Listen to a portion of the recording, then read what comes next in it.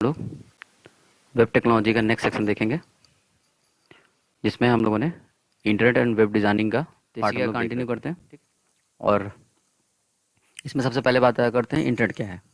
तो पिछले वीडियोस में भी मैंने बताया हुआ है। वेब टेक्नोलॉजी पार्ट 2 अगर आप देखेंगे तो उसमें आपको समझ में आएगा। ये नेक्स्ट सेक्शन जो हम लोग देख रहे हैं इसमें इंटरनेट का है। तो internet is a global network of network in which the components and devices are connected to each other with the help of wire और without wire for sharing information and resources. इसका मतलब क्या है कि internet क्या है? Internet एक global network है, यानी दुनिया में वैश्विक नेटवर्क है। दुनिया में जितने भी नेटवर्क्स हों आपस में, उन सबको एक जगह जोड़ दिया जाए। यानी एक तरीके से अगर इस इमेज को अगर हम देखें तो एक समझ लो ये जो पोर्शन है ये हमारा इंटरनेट है, क्योंकि ये सारे कंप्यूटर आपस में यहाँ जुड़े हुए हैं। तो एक तरीके से अगर इसको कंप्यूटर के बजाय इसको आप कंट्री समझ लीजिए।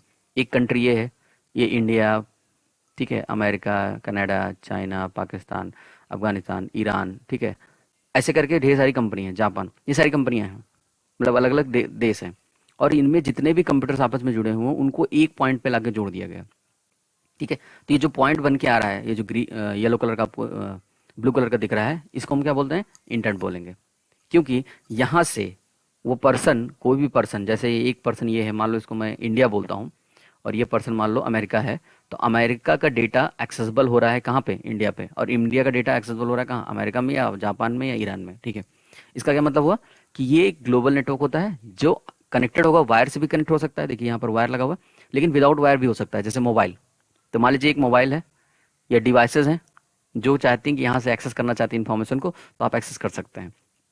ठीक है, इसीलिए कहा गया वायर या विदाउट वायर। किसके लिए कर रहे हैं? शेयरिंग द इन्फॉर्मेशन रिसोर्सेज, यानी सबके पास क्या है? अपनी अपनी कुछ इन्फॉर्मेशन है, उनको एक्सेस करने के लिए बनाया गया इंटरनेट। ठीक है, तो इंटरनेट रियल में कहीं नहीं दिखाई देगा, विजुअली कहीं नहीं है, यानी फिजिकली एग्जिस्ट नहीं करता। बट ये क्या हो रहा है कि जितने भी कंप्यूटर्स हैं आपस में एक पॉइंट दिया जाता है, जिस पॉइंट पे वो क्या हो रहे हैं? जुड़ रहे हैं, उसी को हमने बोला इंटरनेट। ठीक है, तो मेनली पर्पस क्या है ये समझ में आ गया होगा। अब ये जरा कॉन्सेप्ट को समझते हैं कि इंटरनेट का कॉन्सेप्ट क्या है।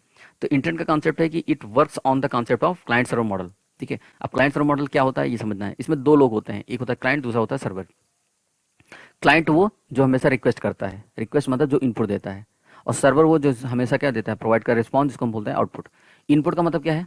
जैसे अगर मैं समझूं, अगर आपको ये बात समझाऊं, तो मैं समझूंगा कि जैसे मैं यहाँ पर क्या हूँ, अभी मैं आपको कुछ समझा रहा हूँ, पढ़ा रहा हूँ, ये क्या है? इन्फॉर्मेशन देना, ये एज अ आउटपुट है। लेकिन आप क्या होगे? आप जब तक इनपुट नहीं दोगे तब तक आपको आउटपुट नहीं मिलेगा। इसका मतलब कि जब तक आप हमारे चैनल पे, आईसीएस कॉलेज के चैनल पे आप जब तक आएंगे नहीं, तब तक आप इस कॉन्सेप्ट को, जो इन्फॉर्मेशन मैं दे रहा हूँ, ये आप तक पहुंचेगी नहीं। इसका मतलब है कि एक तरीके से आपने रिक्वेस्ट किया इस वीडियो को देखने के लिए, और देखने के लिए आप पहले चैनल पे आए, दैट इज रिक्वेस्ट। और आपने इनपुट किया कि आईसीएस कॉलेज गए, आप उस पर क्लिक किया, क्लिक करके आप उस पर गए और उस वीडियो पे क्लिक किया। इसका मतलब वो क्या हुआ? इनपुट हुआ। फिर मेरे द्वारा जो मैंने इन्फॉर्मेशन दी थी वो किस फॉर्म में गई? रिस्पॉन्स के फॉर्म में। ध्यान रखने वाली बात है कि ये कभी भी कॉन्सेप्ट चेंज नहीं होगा कि बिना रिक्वेस्ट के रिस्पॉन्स नहीं होगा। इसका मतलब बिना रिक्वेस्ट के कभी भी रिस्पॉन्स नहीं आ सकता, ये बात आपके दिमाग में रखना चाहिए। ठीक है, तो client always provide the request to the server as a input, and server provide the response in the form of output. इस इमेज में भी आप देख सकते हैं कि ये यूजर है, यहाँ पे वेब ब्राउजर है। वेब ब्राउजर से वो क्या करेगा? एक एचटीटीपी कनेक्शन क्रिएट कर रहा है वेब सर्वर के बीच में। तो ये जो कनेक्शन क्रिएट हो रहा है इसी को बोला गया रिक्वेस्ट करना। देखिए एरो पहले बना हुआ है, रिक्वेस्ट सर्वर पे गया और सर्वर ने उधर से क्या दिया? रिस्पॉन्स दिया। ठीक है, उधर से क्या दिया? रिस्पॉन्स। अब ये रिस्पॉन्स के फॉर्म में आपका कॉन्सेप्ट जो है कहाँ पर पहुंच रहा है? वेब ब्राउजर पे पहुंच जा रहा है। ठीक है, तो यहाँ तक आपको बातें समझ में आ गई होंगी। इसी कॉन्सेप्ट को बोलते हैं क्लाइंट सर्वर मॉडल।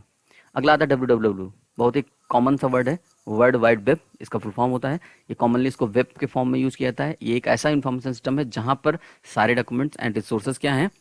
कनेक्टेड हैं, और वो यूआरएल द्वारा क्या किए जाते हैं? आइडेंटिफाई किए जाते हैं। नाम से समझ में आ रहा होगा, वर्ल्ड वाइड वेब। दुनिया में जितने भी वेब हों वर्ल्ड वाइड, उन सबका एक पूल, एक कलेक्शन।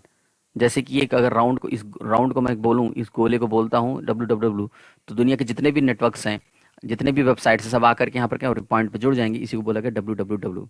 ठीक है, अब ये आपस में जुड़े कैसे हैं? Which may be interlinked by hyper text. Hyper text HTML अगर आप लोगों ने पढ़ा होगा तो उसमें एंकर टैग होता है। एंकर टैग के द्वारा हम क्या कर सकते हैं? एक पेज को दूसरे पेज से कनेक्ट कर सकते हैं। ठीक है, तो यह हाइपर टेक्स्ट का concept. And accessible over the internet, यानी एक्सेसिबल कैसे होगा? इंटरनेट के द्वारा एक्सेसिबल होगा। ठीक है, इसी को बोला गया डब्ल्यू। इसको इन्वेंट किसने किया था? टिम बर्नर्स-ली साहब ने। और आपको पता होना चाहिए टिम बर्नर्स-ली साहब ने क्या डेवलप किया था? HTML भी डेवलप किया था। इसीलिए कई बार इनको फादर ऑफ इंटरनेट भी कहा जाता है, टिम बर्नर्स-ली साहब को। और इसको 1989 में डेवलप किया था, किसको? WWW को, और HTML को 1990 में। ठीक है, तो ये बात आपको ध्यान रखना है। चलिए अगला आता है एप्लीकेशन ऑफ इंटरनेट। इंटरनेट का एप्लीकेशन आप बहुत सारे जानते हैं कि ये कहाँ कहाँ यूज हो सकता है। ठीक है, तो मैंने यहाँ पर कुछ लिस्ट बनाई है। इसका ये मतलब नहीं कि कंप्लीट यही लिस्ट है, इसके अलावा आप भी जोड़ सकते हैं। जैसे sending end receiving the email, email के लिए होता है। कुछ आप सर्चिंग इन ब्राउजिंग की इन्फॉर्मेशन सर्च करने के लिए, जैसे आप कोई चीज़ सर्च करना पढ़ना चाहते हैं, ढूंढना चाहते हैं, तो उसके लिए हो गया।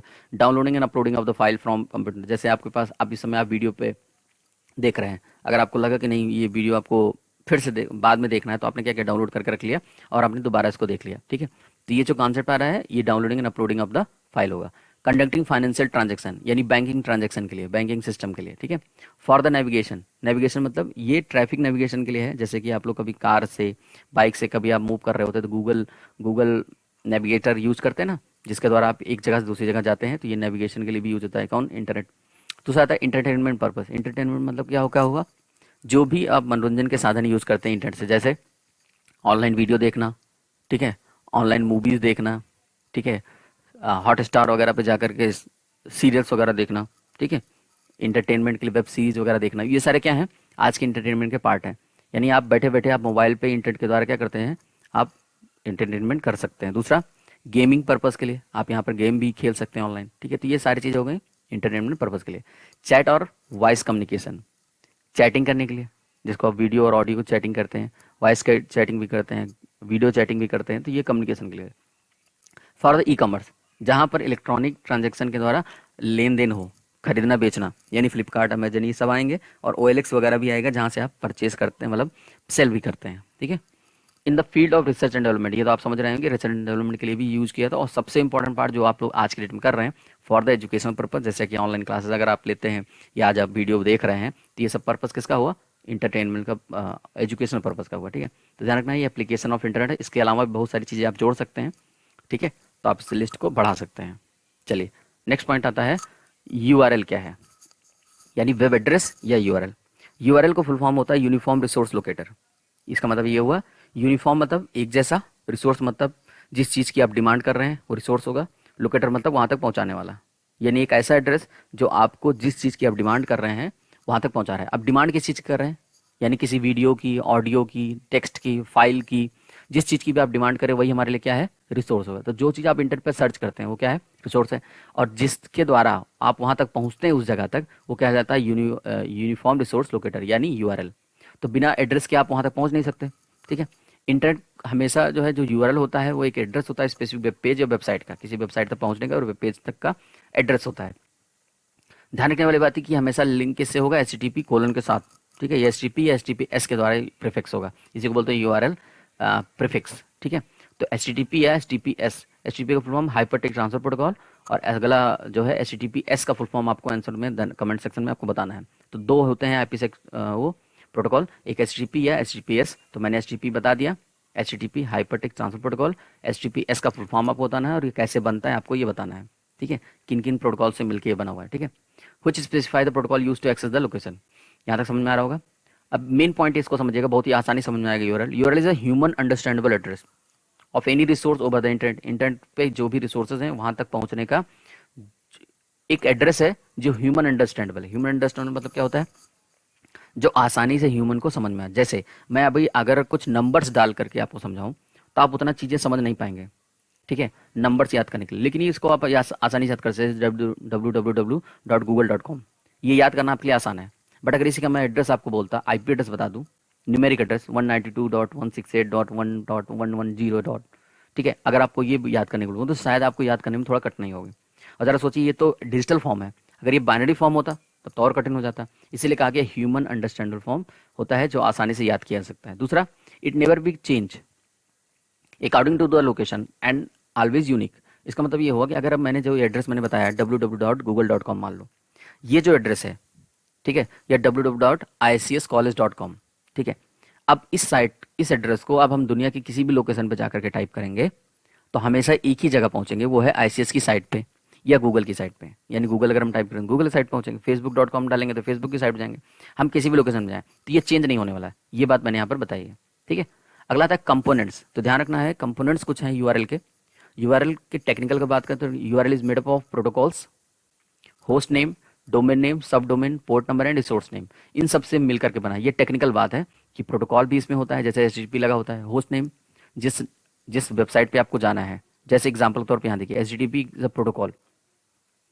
यहाँ होस्ट नेम कौन है? ये डोमेन, ठीक है। Domain is a host name, जहां पर आपको जाना है, यानी Google is a domain name, ठीक है। ये भी हो सकता है, होस्ट नेम हो सकता है। डोमेन नेम कौन है? कॉम, मतलब कॉमर्शियल, ठीक है। सब डोमेन, अगर यहाँ पर को डॉट इन होता तो को यहाँ पर क्या होता है? सब domain. Port number by default 80 होता है, किसका? एचटीटीपी का, ठीक है। ध्यान रखना है कि एचटीटीपी के पोर्ट नंबर 80 होता है। और रिसोर्स नेम, जहां तक आपको जाना है, जैसे इंडेक्स फाइल। तो ये इतने चीज़ों से मिलकर क्या होता है? कंपोनेंट बना होता है। तो आई होप यहाँ तक आपको बात समझ में आई होगी। और जो मैंने आपको क्वेश्चन दिया है, आपको उसको कमेंट सेक्शन में देना है। अगर आपके मन में कोई डाउट्स होते हैं तो आप जरूर कमेंट सेक्शन में पूछ सकते हैं। Thanks for watching.